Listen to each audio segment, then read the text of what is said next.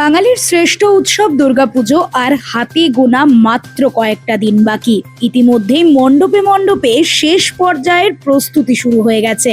পাশাপাশি বাজারে বাজারে চলছে পুজোর কেনাকাটা। অর্থাৎ হাতে গোনা আর মাত্র কয়েকটা দিন পরেই বাঙালির শ্রেষ্ঠ উৎসবের আনন্দ উৎসবে মাতোয়ারা হতে চলেছে আপামর বাঙালিরা। তবে এই সব কিছুর জন্য চাই প্রশাসনের কড়া নিরাপত্তা।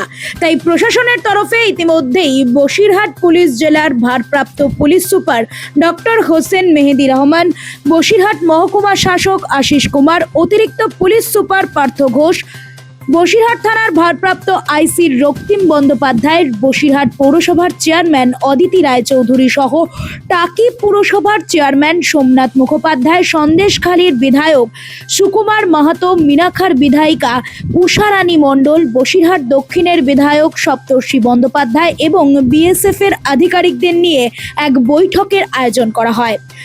সুন্দরবন ও সীমান্ত এলাকা জুড়ে সিসি ক্যামেরায় মুড়ে ফেলা হয় নিরাপত্তার্থে।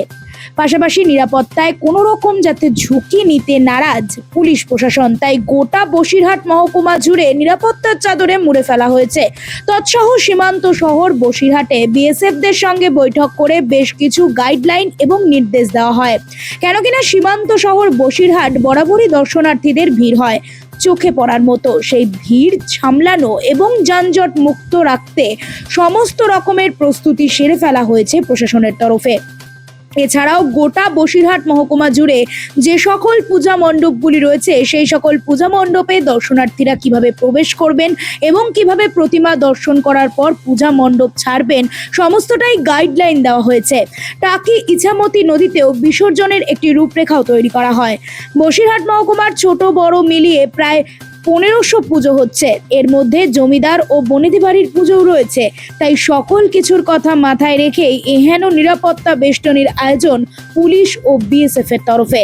সকলের জ্ঞাতার্থে এই যৌথ বৈঠকের মাধ্যমে পুজোর দিক নির্ণয় যে আরো স্পষ্ট করলো তার বলার অপেক্ষা রাখে না। 1550 বেশি ক্লাবকে পুজোর অনুদান দেওয়া হচ্ছে, আর অনেক ক্লাব আবার রিকোয়েস্ট করেছে, অনুদানের জন্য আবেদন করেছে।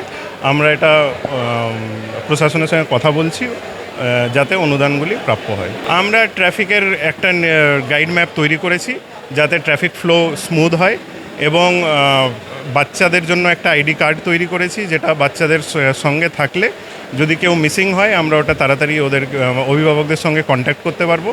বাকি যেগুলো পুজোর গাইডলাইন্স থাকে, অনারেবল হাইকোর্টের যেগুলো গাইডলাইন্স আছে ওগুলো সমস্ত পুজো ক্লাবগুলিকে দিয়ে দেওয়া হয়েছে। Bureau report, Nobel Bangla.